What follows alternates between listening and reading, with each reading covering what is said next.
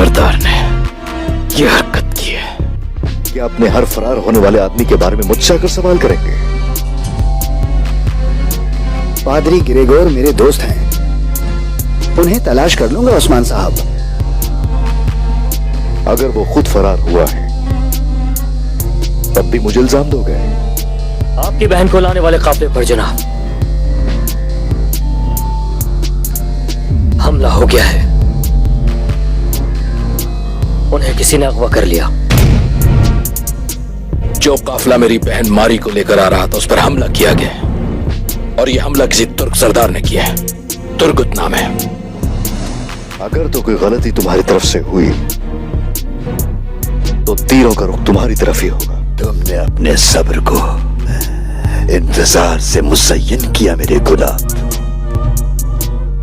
वो मेरा प्यारा रब जो दुआएं कबूल करता है, उसी ने तुम्हारे नसीब में औलाद लिख दी। मैं उनके लिए ऐसी चाल तैयार करूंगा कि वो मेरी चाल को हल करते करते हर कदम पर मेरी गिरफ्त में आते जाएंगे। आपको भूख लगी होगी, कुछ खा लीजिए। आप हमें जहर देना चाहते हो क्या?